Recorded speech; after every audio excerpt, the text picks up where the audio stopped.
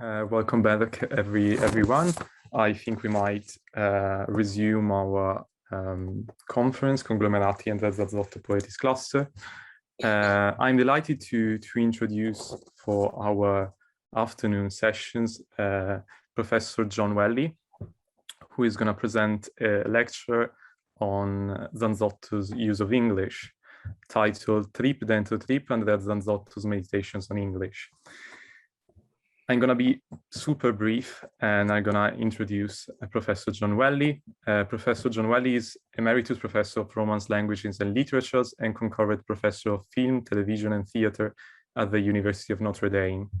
A specialist in modern Italian literature and culture, Welle's interests include 20th century poetry and translation, film and literary interactions, and popular culture and media.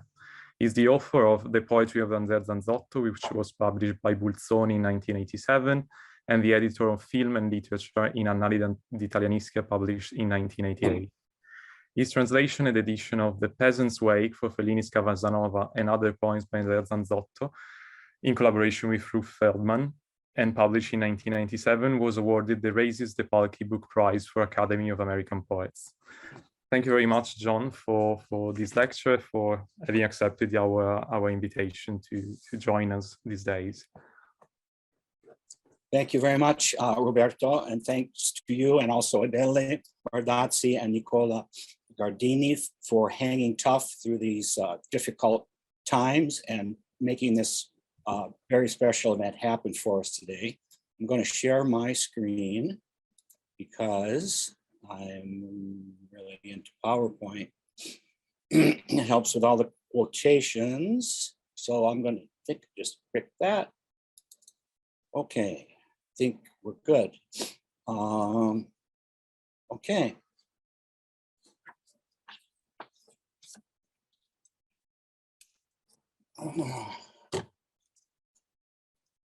In the essay Il mio Campana, 2011, Andrea Zanzotto discusses his youthful discovery of Holderlin, Rimbaud, and Campana all at the same time.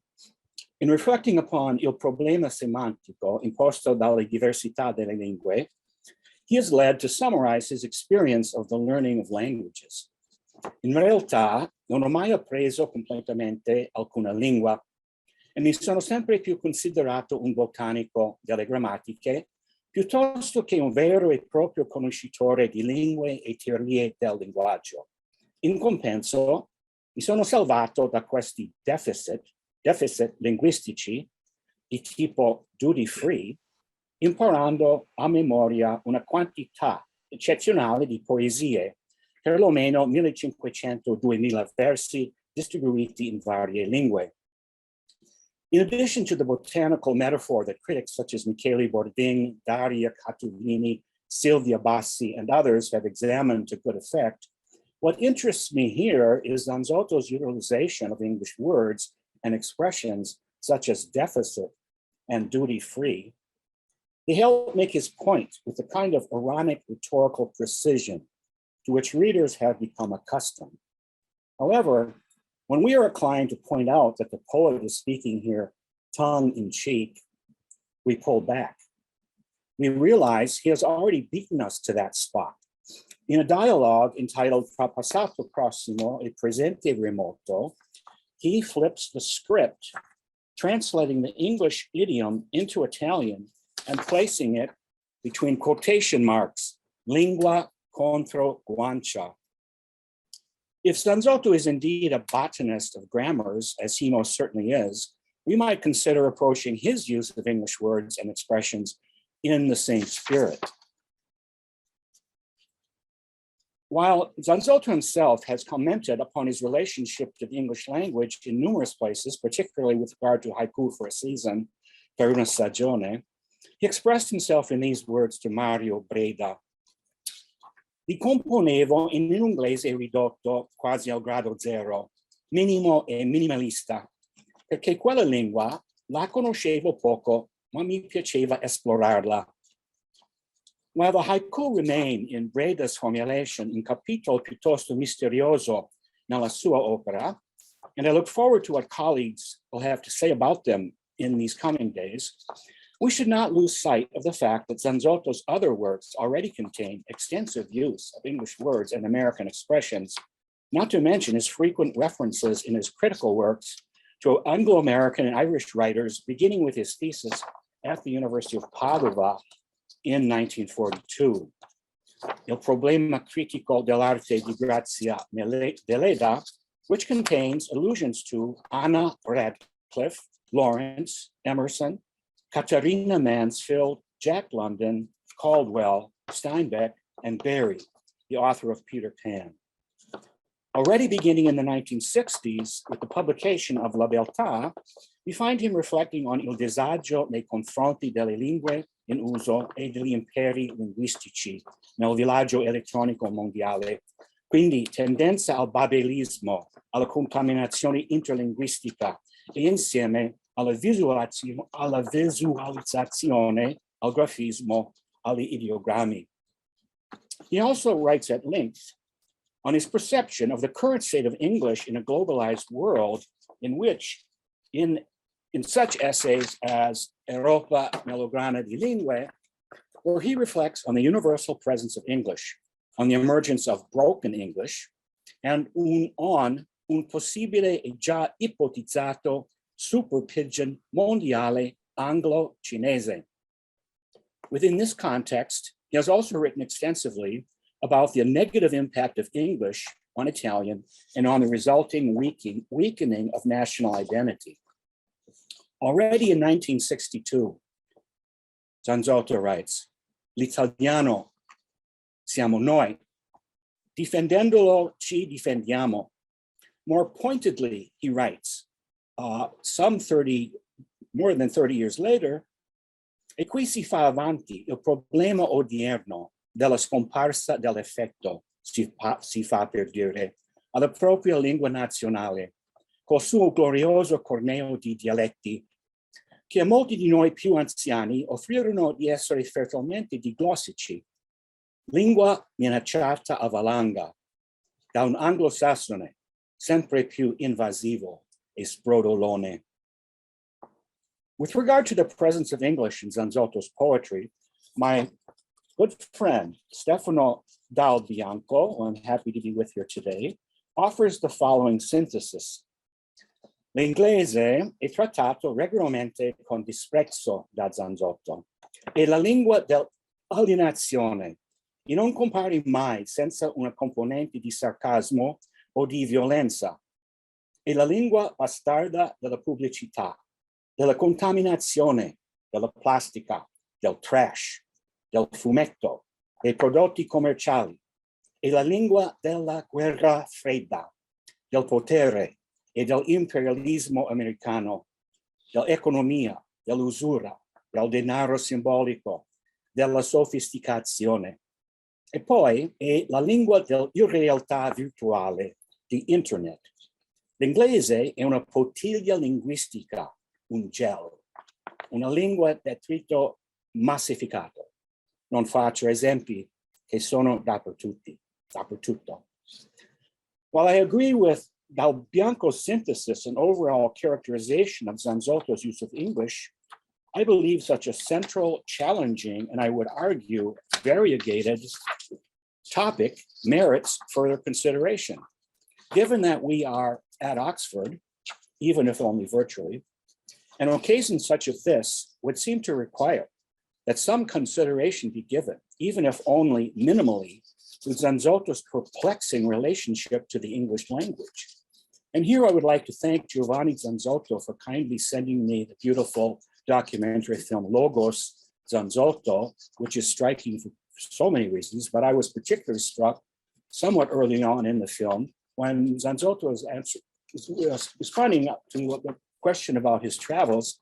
He says, I've spent some time in Germany and France and England, but I didn't stay there very long because learning English hurts your brain in two places. And he points to his forehead and taps. What he's talking about, I have no idea. I'm sure it's a lack on my part about the brain, how it works and learning languages. But what interests me is this constant underplaying his English. And that to me says a lot.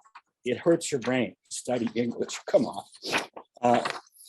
However, rather than going deeper into the issues to which I've already alluded and which have been fruitfully analyzed by Nicola Gardini, Stefano Dal Bianco, and Andrea Cortellessa, among others, in my address this morning/afternoon, I propose a different tack.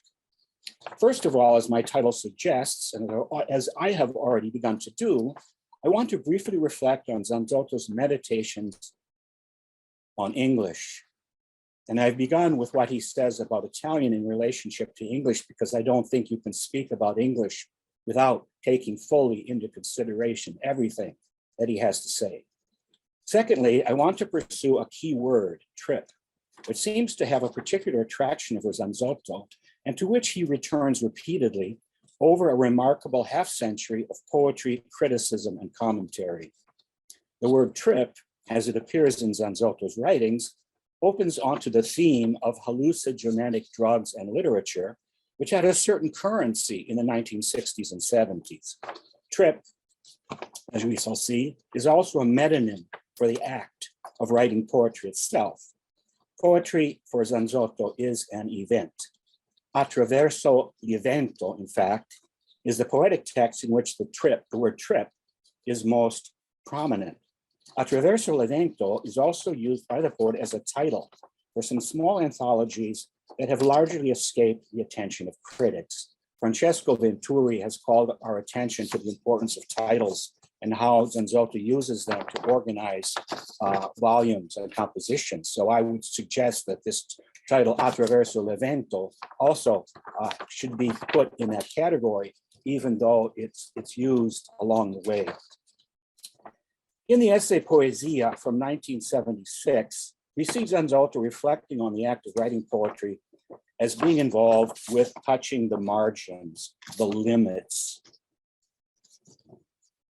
Nel momento stesso in cui si lascia andare allo scrivere, ciò che viene richiesto non è la ricezione di una comunicazione immediata, piuttosto un contagio, se possibile.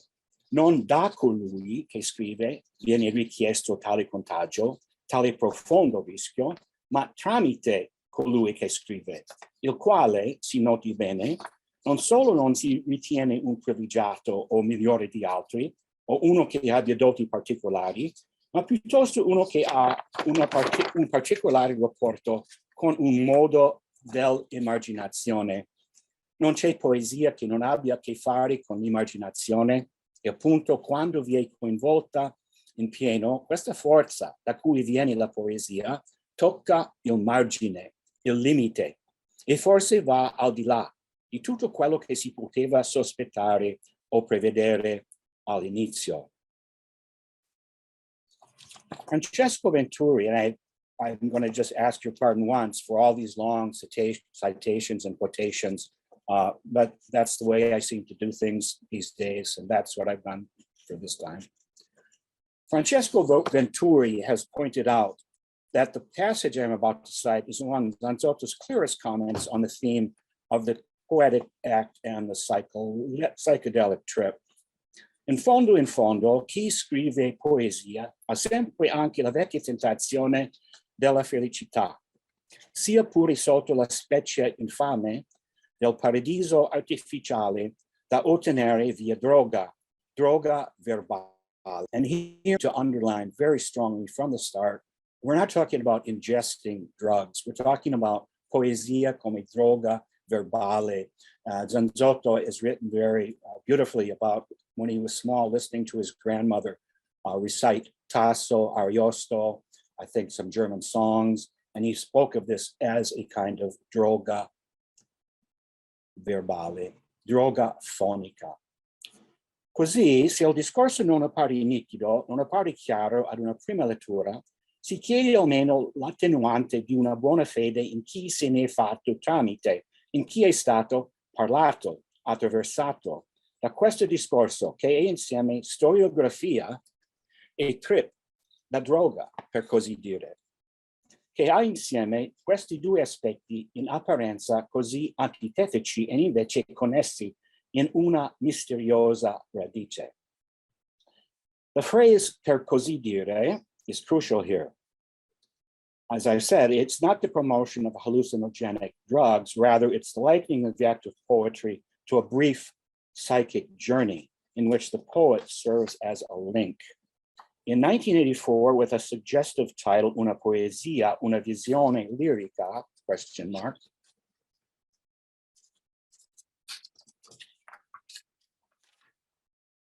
Zanzotto writes, che è avvenuto dunque nel momento in cui si effettua la produzione di un testo poetico?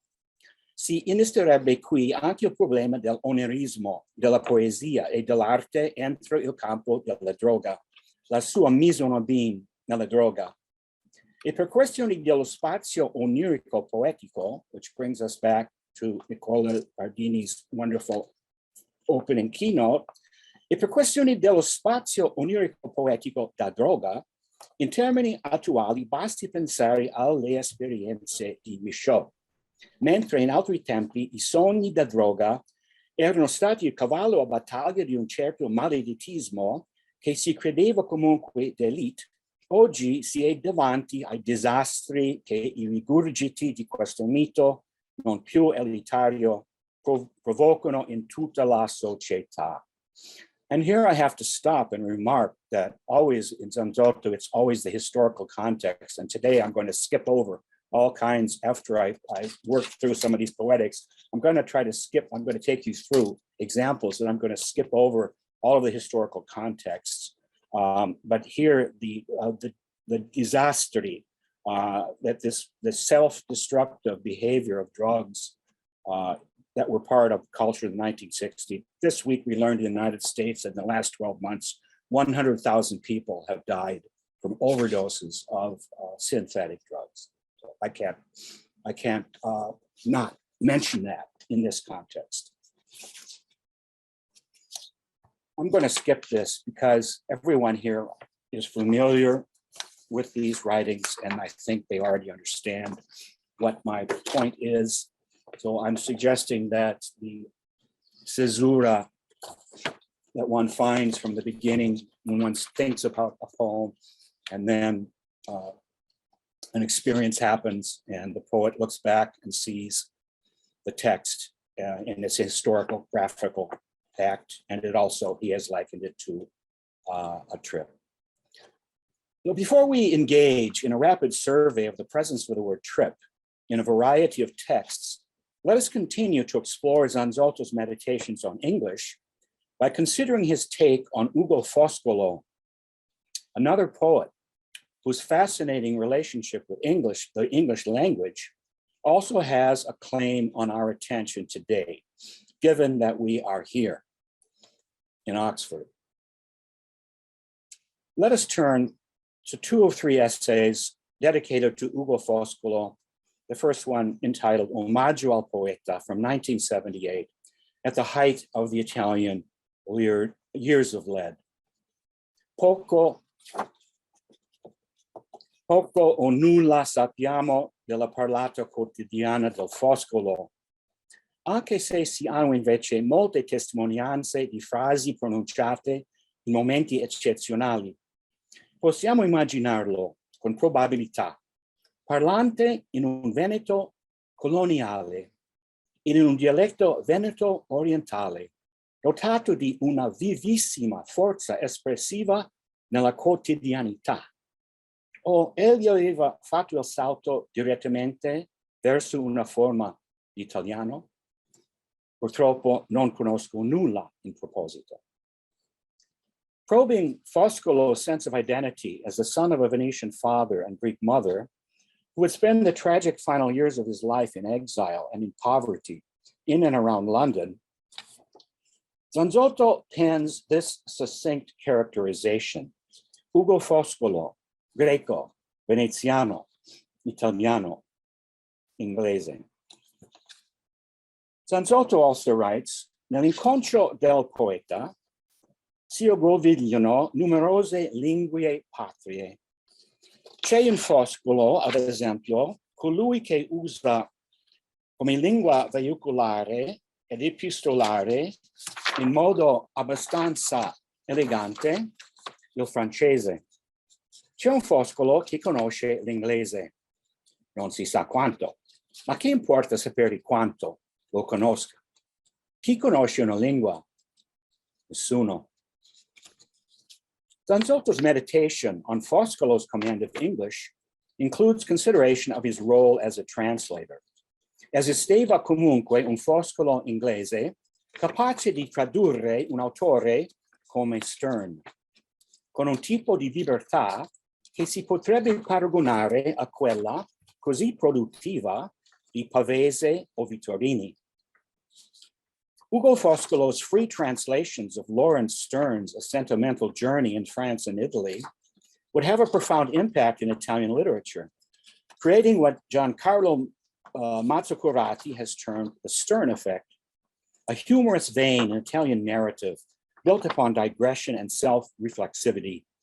Throughout the 19th and 20th centuries, a Sternian line of humor would stem from Foscolo's endeavor to create through translation a more flexible, lighter, and less literary approach to Italian prose fiction.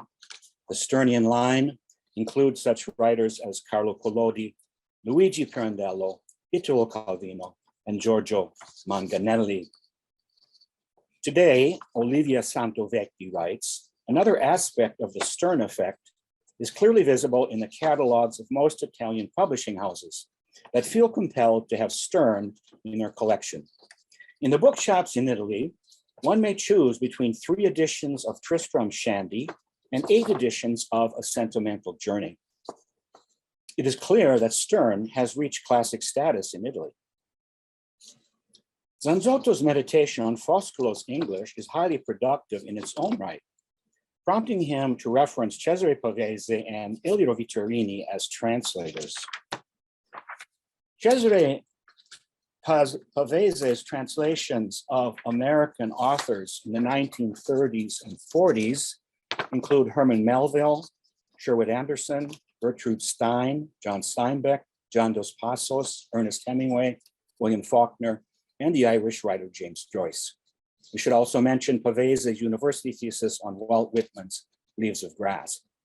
Moreover, Pavese's young protege, Fernando Pivano, would translate Edgar Lee Masters' Spoon River anthology for Einaudi in 1943. After this auspicious beginning, she would go on to a distinguished career as a poet, journalist, writer, and translator, who was chiefly responsible for the diffusion of leading American authors in Italy. She translated Ernest Hemingway, F. Scott Fitzgerald, Dorothy Parker, and William Faulkner. Perhaps she is best known today for her versions of the American beat poets of the 1960s, Allen Ginsberg, William S. Burroughs, Gregory Corso, and Lawrence Ferlinghetti. She also translated younger American writers back in the day, including Jay McInerney and David Foster Wallace. Last but not least, she wrote on popular music and thought highly of the songs of Fabrizio De André. When she retired, she was celebrated at Conegliano Veneto in June of 1995 with a 2-day tributo a Fernanda Pivano. Here we see her, Allen Ginsberg. She translated, of course, this book and also this other anthology, Poesia degli Ultimi Americani. I'll just make a little side note here. Andrea Zanzotto kindly sent me books that he was, as they were being produced, as they were being published, and I felt the need, I wanted to send him some books too. So I sent him one time, I sent him Robert Duncan's Dante Etudes. I sent him Michael Palmer's At Passages, which includes a series of poems, Letters to Zanzotto. And he thanked me and he wrote that he thought Robert Duncan was a great poet. And he mentioned that he reads American and English poetry in testo a fronte for greater precision. So when Fernando Pivano retired in June of 1995, this celebration was held at Conegliano Veneto. And here we see her during a moment at dinner with Fabrizio De André.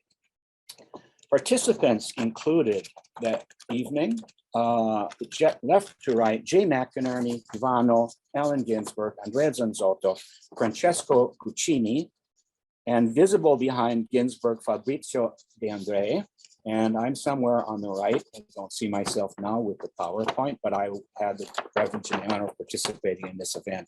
And I read some poems in translation that we were working on. Zanzotto and Ginsberg conversed in French, seen here at dinner on June 10th, 1995.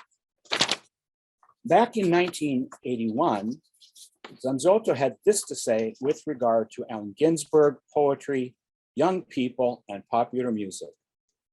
Si dice che in Inghilterra e in America vanno a migliaia a sentire I poeti che cantano le loro canzoni, ma è necessario distinguere. Spesso l'accolto lo hanno quelli che sono cantautori più che poeti. Allen Ginsberg fa concerti di questo tipo, accompagnato da un piccolo gruppo musicale. E non si tratta certo di spettacoli scadenti, ma il Ginsberg attuale non è confrontabile con quello di 20 anni fa, quando ha scritto le sue opere maggiori. Basta pensare a Ginsberg che, da poeta rivolto a cercare I valori formali tipici della poesia, si è trasformato in propagandista ambulante di una ideologia pacifista, utilizzando un linguaggio che potrebbe essere benissimo quello di un buon giornalista. Zanzotto's comments on Allen Ginsberg's English and his criticism of the lowering of the intensity of his American counterpart's poetic language are worth adding to our growing dossier of meditations by the Italian poet on the English language. The Oxford English Dictionary lists trip as a slang word originating in the United States, a hallucinatory experience induced by a drug, especially LSD. An example of the word is traced to Norman Mailer in his book, Advertisements for Myself, published in 1959, quote, I took some mescaline. At the end of a long and private trip, which no quick remark should try to describe, the book of the Deer Park floated into mind. For Americans of my generation, perhaps the most iconic use of the word trip stems from the song Truckin' by Jerry Garcia and the Grateful Dead. Sometimes the lights all shining on me, other times I can barely see. Lately, it occurs to me, what a long, strange trip it's been. Okay, it's time to take stock. And attention to Zanzotto's comments on Ugo Foscolo as a translator of Lawrence Stern. First of all, his comments on Ugo Foscolo's relationship to the English, Italian language, and I hope to come back to Foscolo in my concluding remarks. Comments on Ugo Foscolo as a translator of Lawrence Stern have led us to Cesare Pavese as a translator of American literature, with a subsequent relay to Fernando Pivano and the American Beats. But perhaps we have lingered too long at dinner with Francesco Guccini, Andrea Zanzotto, and Allen Ginsberg. The poet's conversation in French, however, may point the way forward. Another parallel and more primary link to Andrea Zanzotto's attentions to trips, oniric, literary in the 1960s and 70s comes by way of European writers such as Henri Michaud, with whom the poet felt a close affinity as well as a deep respect. In addition to writing 2 articles on Michaud in 1960 and 1966, Zanzotto translated a long section from the poem La mescalina e la musica. Michaud, a French-Belgian writer, took hallucinogenic drugs under medical supervision and wrote about their effects on his perceptions and consciousness. In a letter dated February 6, 1960, to Giambattista Vicari, the editor of the literary journal Il Caffè, Andrea Zanzotto wrote, Vorrei scrivere su Michaud, specie sull'ultimo, ma è una cosa tremenda. Io gli somiglio troppo nei difetti, senza avere nemmeno una pallida ombra dei suoi pregi, della sua forza. In another letter to Vicari, from January 3rd, 1960, Zanzotto indicates having read Michaud's Resoconto sulla psilocibina and having found it to be, come sempre, molto emozionante. Let us now turn to Zanzotto's texts to see how trips are manifested in his poetry and criticism. Here we have from Pasque. You can read it. I can't read it completely, so I won't. But you don't need me to read it out loud. You can read it for yourselves. It's right there. This is pointed out by Luca Stefanelli in his wonderful book Il divenire di una poetica. Tra gli appunti del Beltà si trova inoltre un foglio in cui il poeta nota una serie di nomi riconducibili al filone soprattutto francese, ma anche americano, di poeti e scrittori che legarono le loro opere all'esperienza delle droghe. Troviamo il nome di Michaud, accanto a quello di William Burroughs. Nella prima redazione di Un fiato, dove una variante aggiunge all'elenco anche Allen Ginsberg, sostituito poi definitivamente da Timothy Leary a partire dalla terza stesura.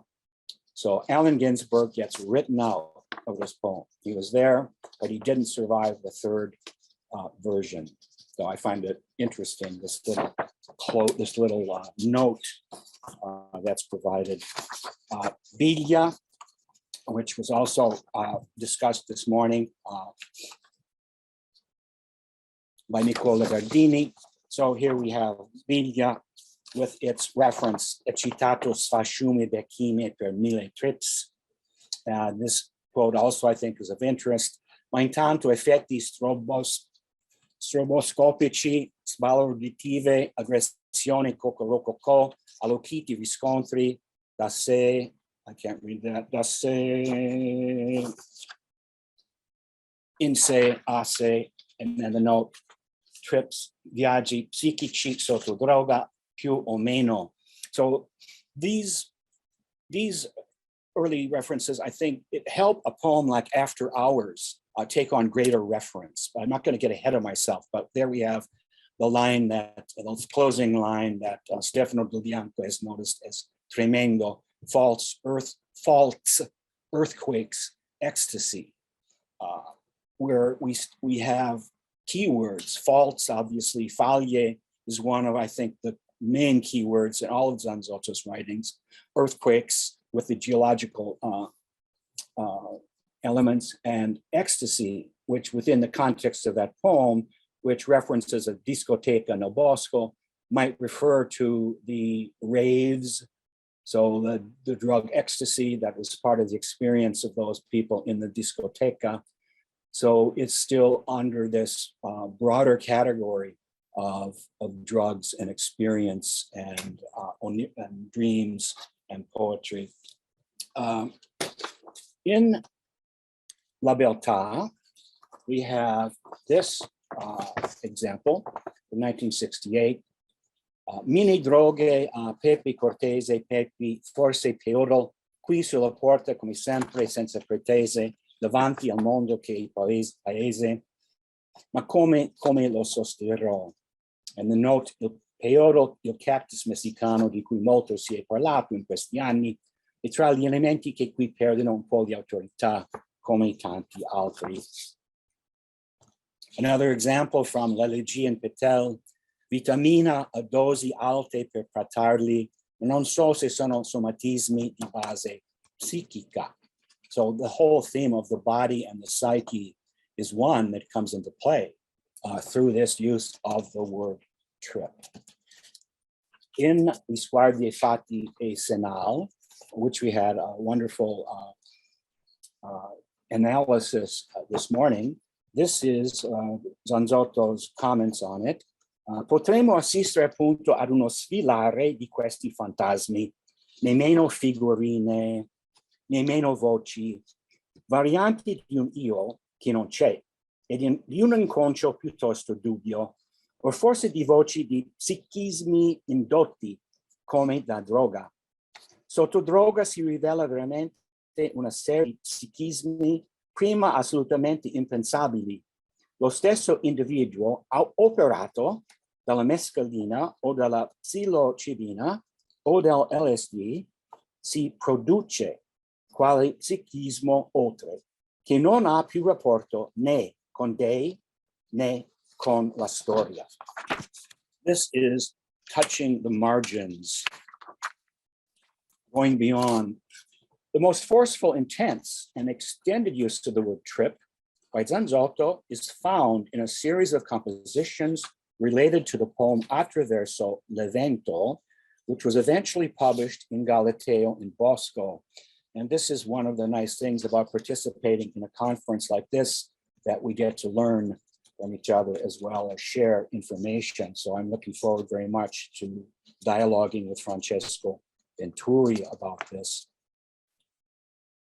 So here is what Francesco Venturi writes about. This is the first draft, if I understand him correctly.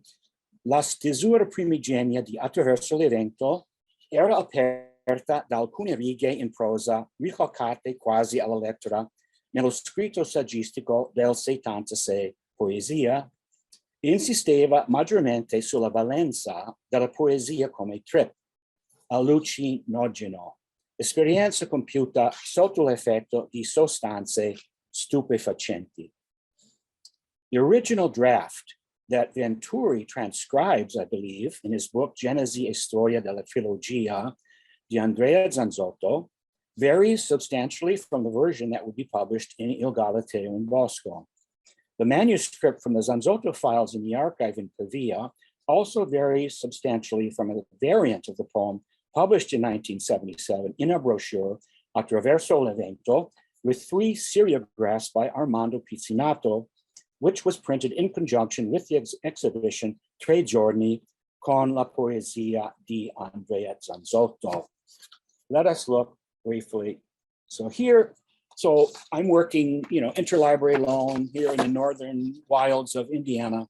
And here I've reached a roadblock, obviously, with the relationship between these texts. And I'm grateful for the work that Francesco Venturi and others are doing in the archives and bringing this forward.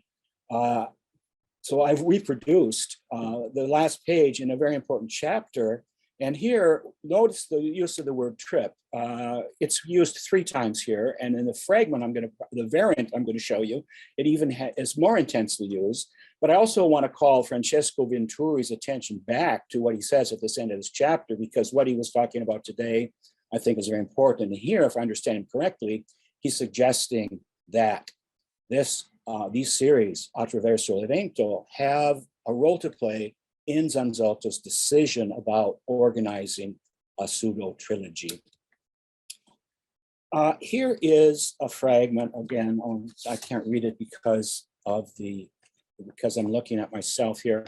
Anyway, Azzurro che colimo e mi colloca da, can't read that, verdi e verdi di immediatezza, trip, I can't read it, corporeo freddo. This we recognize from the first version that Francesco Venturi makes available. Corporeo freddo che scalo, che piango, I can't read it. Trip nel cotto, nel losco, nel movimento. You'll have to read it for yourself. If you want, I can read the text. It's visible on my screen. That would be good. Can you read it? Yeah. Azzurro che collima e mi colloca da, verdi e verdi di immediatezza, trip nell'evento, corporeo freddo che scalo, che piango guardando, trip nel cotto dell'osco dell'immovimento, nell'abilissimo indirsi di sdirsi, colori, trip nella, più familiare delle, familiarità, ovvietà, fissità familiari, ma scalpello, salti di volontà, lo stremo spirando in linea stremi trips, tillinea colori fuori dalla mediazione, rimato, torni destabilizzante, rimato non mai. Thank you very much. So this, notice at the bottom, this is from Attraverso l'Evento con 3 serigrafie di Armando Pizzinato, Edizione Terraferma, 1977. I was unable to obtain a copy of this through interlibrary loan. It's a very precious artistic book, as you can imagine. So published only in 95 copies. And it seems to, I was not able to find this, a reference to this in Erratici that Francesco Carbonin has done such wonderful, careful work. I was not able to find this, but perhaps I didn't understand where it was located. So this I find to be a small, interesting variant, a fragment in which the word trip is very intense, as you can see. So from Nico Stringa, in an article, Andrea Zanzotto e gli artisti, we learn about the artistic community in Venice and around that Andrea Zanzotto was part of. And Armando Pizzinato was one of the artists that he collaborated with. Also other names here. Here we see Mario Schifano, one of his portraits, Giusetta Fioroni, also Giuseppe Zigaina. So our little story about trip, takes us out in all kinds of directions, and it's possible to make all kinds of connections around this single word. And this little booklet, Zanzotto attraverso nomi e cromi from 1997, Stringa says, it's una sommaria antologia delle cartelli di artista. Con testi di Zanzotto si trova in Zanzotto attraverso nomi e cromi. So this is a brochure that was connected to this event, Tre giorni con la poesia di Andrea Zanzotto, in May of 1997. Again, remember the fragment that interests me is from 1977. And I was not able to find it here in Erratici. Here it is again. Notice it's published in 1977, so it's before Il Galateo and Bosco. And Francesco Venturi is helping us understand what's happening to these different versions along the way. But the first version that he puts in his book has more uses of the word trip. Also, this little fragment, then Il Galateo and Bosco. And also this little fragment has intense uses of the word trip. This book, artist book, Attraverso l'Evento, so it repeats the name earlier of that little book with Armando Pizzinato's 3 seriographs. Another use of the term Attraverso l'Evento as a title, Immagini di Giuseppe Fioroni, Poesie di Andrea Zanzotto, published by Eidos in 1988. And here we have this is the table of contents of this anthology, artist book, Attraverso l'Evento. So it's a kind of una piccola somma, with the exception of Philo. So it's interesting to see the use of a title, Attraverso l'Evento, as we all know, how Zanzotto uses a title to organize other poems underneath it for various reasons. And here it's functioning, this is the second time that it's functioning as the title of a collection. This is Giusetta Fioroni's drawing of Attraverso l'Evento. Here is Attraverso l'Evento in Il Galateo in Bosco. Okay.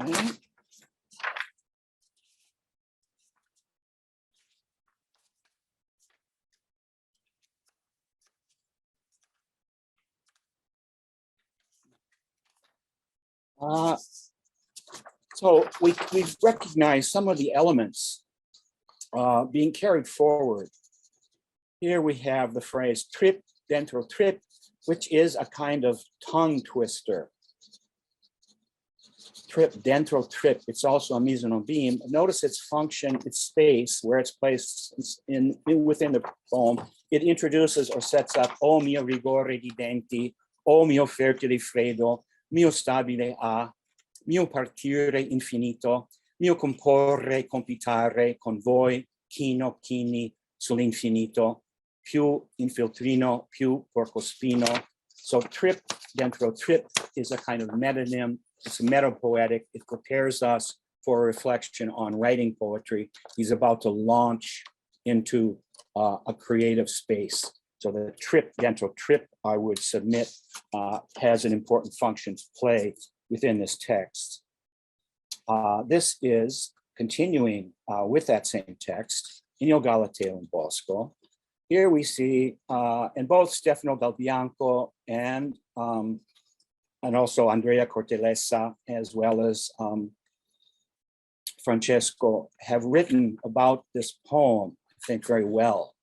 And I'm not going to summarize it here, and I'm not really going to spend any time with any of the text to go into any depth.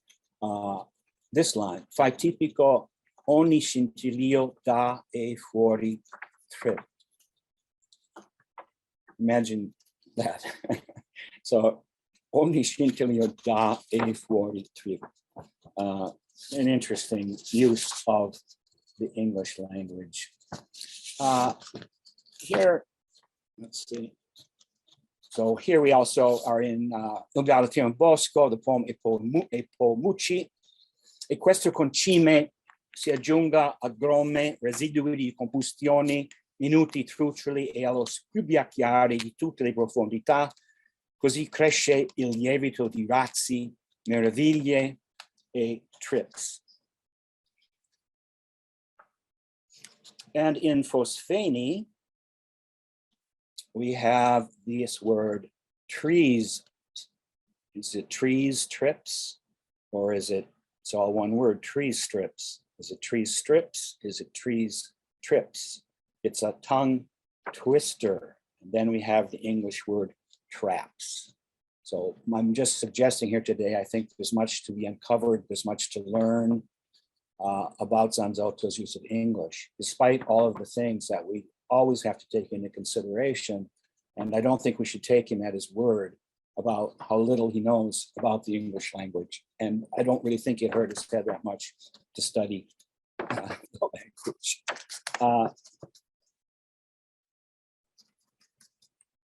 So this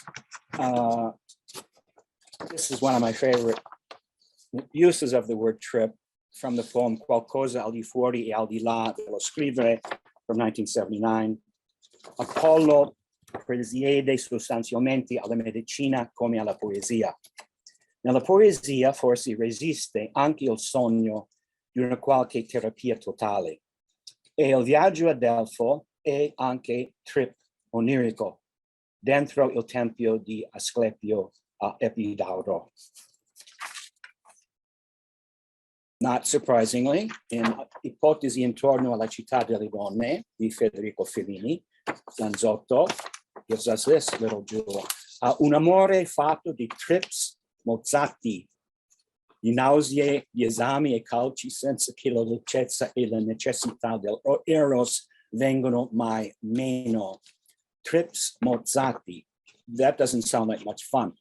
But it's a wonderful kind of image.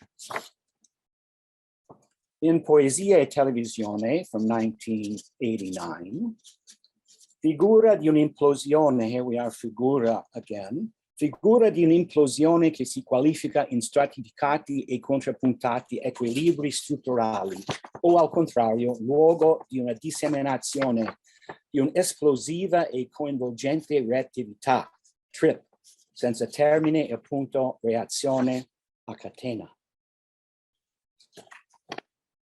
And in 1997, this is, I think, also a very beautiful passage of Zanzotto, è l'idea di laguna, di quella laguna che quasi scomenta, non si dica nell'avvicinarlesi, ma anche solo nella sfiorarla da lontano e pensarla come avviene a me sulla base di remoti ricordi, di infinite sensazioni che ho potuto rivivicare in tempi recenti e che conservano una loro forza di assolutatezza, di insuperata quanto insinuate perentorietà. In seguito, ognuno, nel constatare I have a problem with my hands with paper. There we go. In seguito ognuno nel constatare il sovraccarico geologico e poi storico, soldati inestricabilmente insieme in questi luoghi, arriva ad una meditazione in cui tutto diventa oscillante e misterioso, ad una sensazione per cui ci si sente entrare attraverso la laguna veramente in un trip.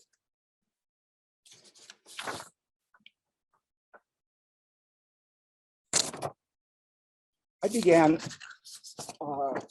corresponding with Andrea Zanzotto in the early 1980s. I went to see him, visit him and his family. They're always very kind hosts.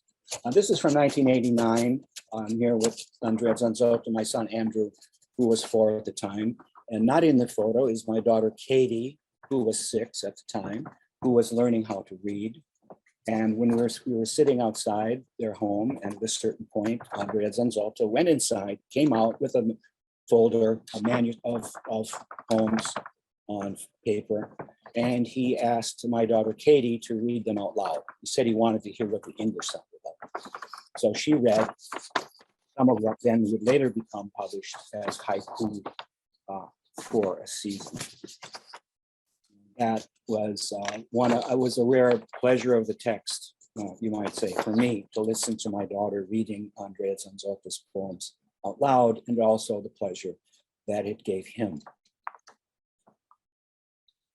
And this, back to his meditations on English, si deve aggiungere che una lingua universale, l'inglese per esempio, conserva parenteli verticali, vocabolo per vocabolo, persino con il dialetto, e ancora più in basso, con la parlata della contrada, giungendo addirittura all'idioletto personale, una dimensione linguistica panterrestre, insomma. So all the things he says about speech, idioms, particularly when he talks about the tongue, I find them very,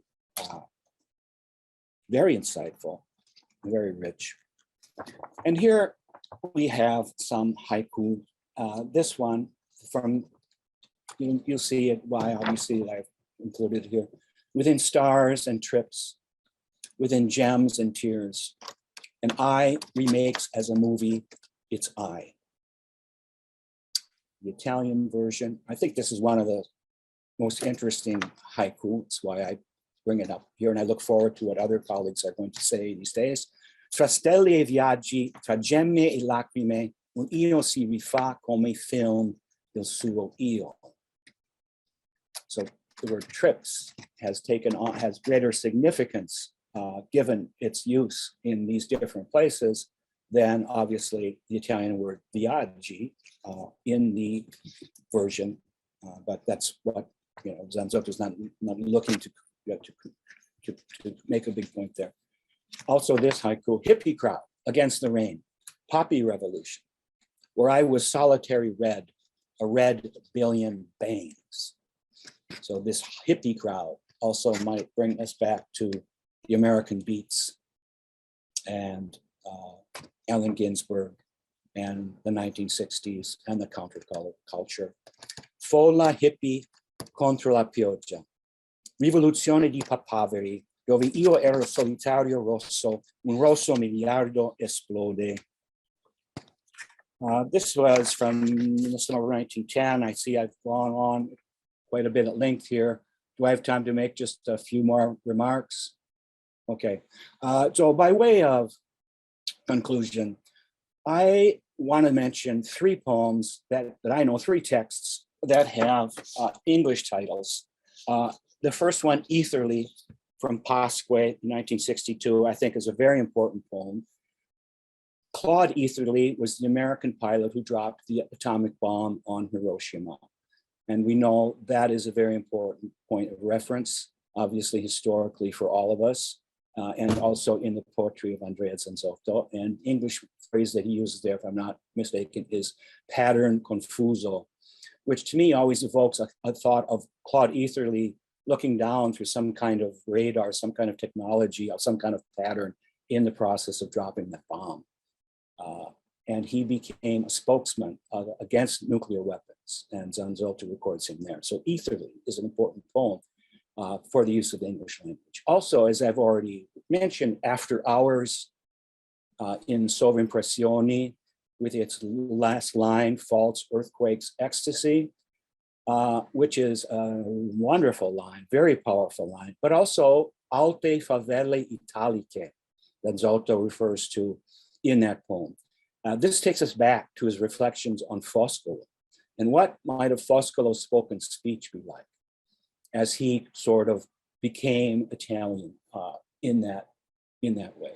And the third text, which I also find to be very beautiful, is one that, so this is the third text that has an English title, and it's a poem. It's a prose poem that Zanzotto wrote with the English title, Outcasts, Prosa Poetica su Cecchinelle. And I think the use of the English word outcasts here is brilliant. It's a very beautiful tribute to Cecchinelle. They're both dialect poets. You may recall Luciano Cecchinelle's family, part of their family emigrated to Ohio in the United States in the Midwest. Cecchinelle spent some time there visiting them. He also, his poems are, sometimes he writes poems in English. And what I find, so there's also well, I'm not gonna go on too long with this, just that in the end, Zanzotto talks about sharing with Cecchinelle in late adolescence, being interested in young girls and using certain expressions and looking for this certain quella ragazza smarrita poi nel suo tosati crosera e forse ritrovati in quel mondo di continue eruzioni della visualità, dell'inventività, del sogno per sogno per sogno. E ora la ritrovo qui, fissata e rivelata in due versi, e c'è, ed è inesorabile, indiscutibile, e vorrei che fossimo in tre, palizzeschi eravamo in tre, a girare per i valloni, a cercarla, oltre Tovena, per sempre, anche a costo di finirla come outcasts perfetti. I love the way he brings himself and Cecchinelle together with this word, outcasts. Thank you.